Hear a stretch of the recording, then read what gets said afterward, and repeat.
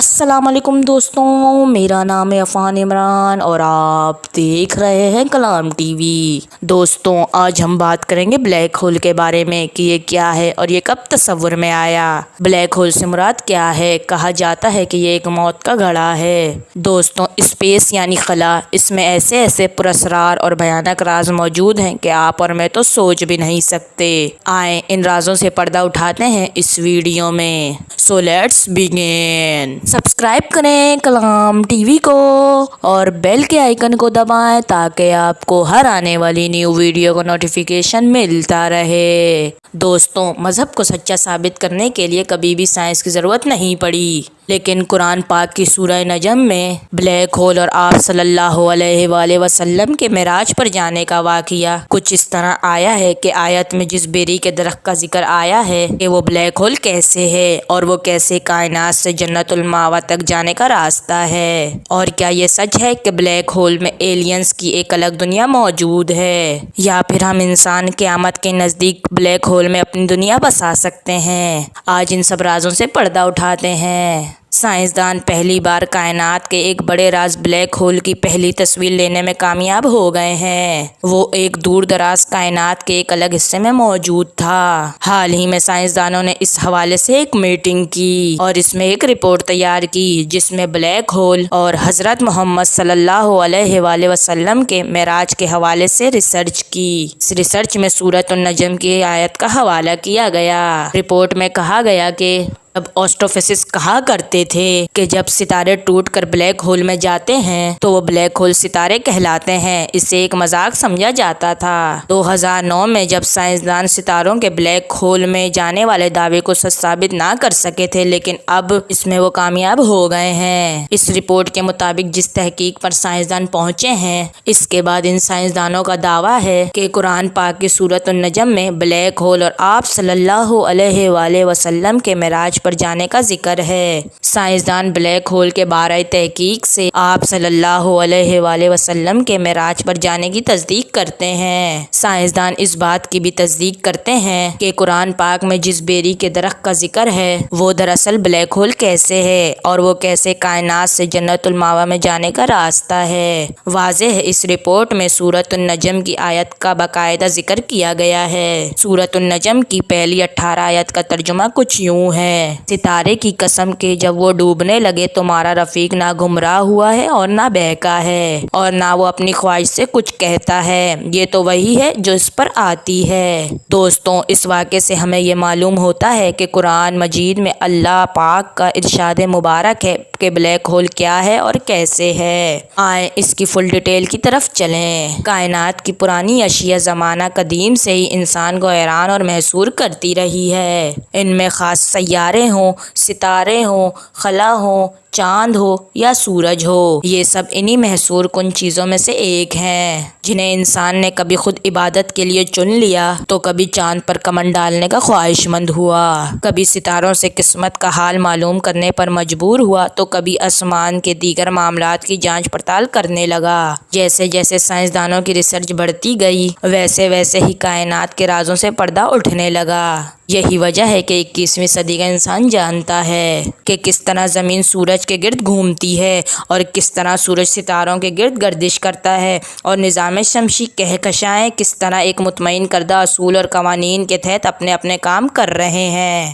ایسے میں پھر جہاں کائنات کے کئی پراسرار چیزوں سے پردہ اٹھا تو وہیں کائنات کے اب تک معلوم سب سے عظیم مظہر کی نشاندہی بھی ہوئی، یعنی فلکیات کے میدان میں بلیک ہول کی اصطلاح سامنے آئی، جس نے ماہرین فلکیات کو حیرانی میں ڈال دیا۔ سائنس کی دنیا میں انہیں کبھی تو دوسری کائنات میں جانے کا راستہ کہا جاتا اور کبھی موت کا گھڑا، اور آج سے کچھ عرصہ پہلے تک بلیک ہول صرف سائنس فکشن میں نظر آتے تھے، مگر ہم جانتے ہیں کہ وہ واقعتاً حقیقت میں موجودگی رکھتے ہیں، اور یہ کچھ زیادہ پہلے کی بات نہیں کہ جب لوگ ان کے تصور کا مذاق اڑایا کرتے تھے اور انہیں سائنسی خرافات سے زیادہ کچھ نہیں سمجھتے تھے، مگر اب لوگ انہیں سنجیدگی سے لیتے ہیں، اگرچہ ابھی تک تو یہ ممکن نہیں ہے کہ ہم خلا میں کئی نوری سال کا سفر کر کے کسی ایک بلیک ہول تک جا پہنچیں اور نہ ہم اس کا براہ راست مشاہدہ کر سکتے ہیں، مگر پھر بھی ہمارے پاس ان کی موجودگی کے واضح ثبوت موجود ہیں۔ دوستوں، حال ہی میں سائنسدان حقاق یعنی حکیلا نامی مجمع نجوم میں بیانیہ بلیک ہول کو ایک ستارہ ہڑپ کرتے ہوئے مشاہدہ کر چکے ہیں۔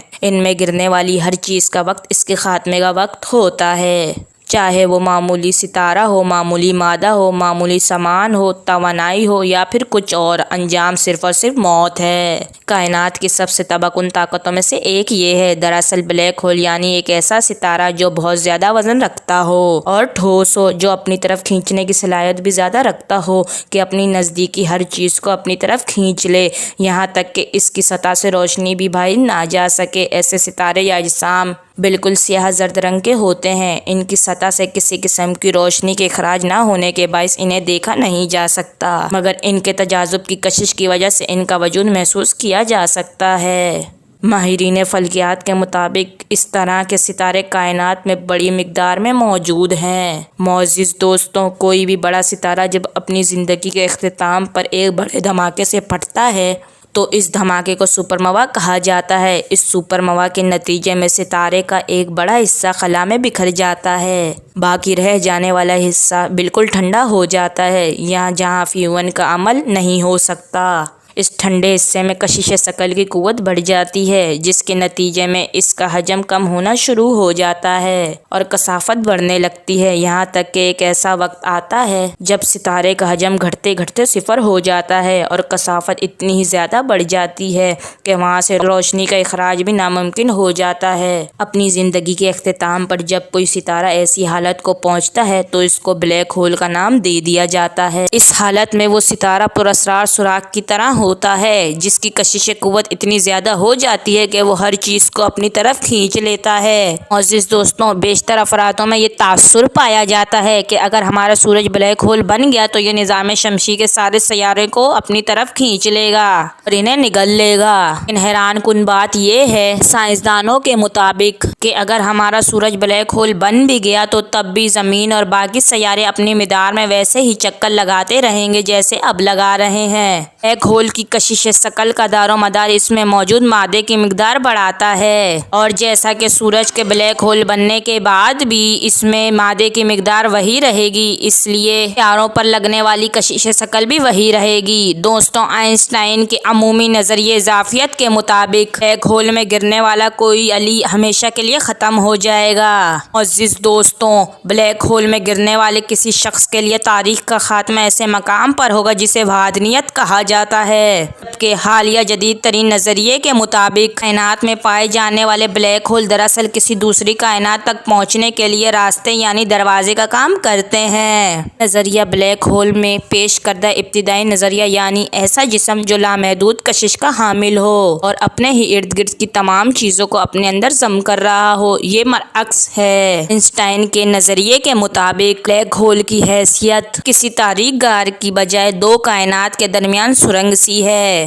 اس کی بے انتہا کشش کی وجہ سے جو مادہ اس میں گر جاتا ہے وہ تمام مادہ بلیک ہول کے اندر جمع ہونے کے بجائے دوسری طرف سے باہر نکل جاتا ہے۔ مثلاً ایک بلیک ہول میں جمع ہونے والی کہکشائیں، ستارے، سیارے دوسری طرف دوسری کائنات کی تشکیل میں استعمال ہو جاتے ہیں، یعنی بلیک ہول اصل میں بلیک ہول نہیں بلکہ ورم ہول ہیں۔ اگر اس نظریے کو درست مان لیا جائے تو کائنات کی تشکیل کے بارے میں پیش کیا گیا بگ بینگ کا نظریہ غلط ثابت ہوگا، یعنی جس کائنات کا حصہ ہم ہیں اس کی تشکیل کسی بڑی دھماکے کی وجہ سے نہیں بلکہ کسی بلیک ہول سے اخراج شدہ مادے کی وجہ سے وجود میں آئی ہے۔ ہم یہ نظریہ درست ثابت ہوتا ہے یا اس کی جگہ پر کوئی اور نیا نظریہ سامنے آتا ہے، جس کا فیصلہ آنے والا وقت اور اس موضوع پر ہونے والی تحقیق کرے گی۔ معزز دوستوں، اب بات یہ رہ گئی ہے کہ ان بلیک ہول میں ایلینز کی دنیا موجود ہے یا ہم قیامت کے قبل اس میں ایک نئی دنیا بسا سکتے ہیں۔ یہ صرف ایک افواہ ہے، یہ ایک شیطانی جال ہے۔ آپ کی اس بارے میں کیا رائے ہے؟ ہمیں کمنٹ میں ضرور بتائیں۔ امید کرتے ہیں کہ آپ کو آج کی ہماری یہ ویڈیو پسند آئی ہوگی۔ اگر پسند آئی ہے تو اس ویڈیو کو لائک کریں، شیئر کریں اور چینل کو سبسکرائب ضرور کریے گا کہ آپ کو اور انفارمیٹیو ویڈیو مل سکیں۔ ہماری نئی ویڈیو آنے تک اپنا خیال رکھیے گا۔ آج کے لیے بس اتنا ہی۔ اللہ حافظ۔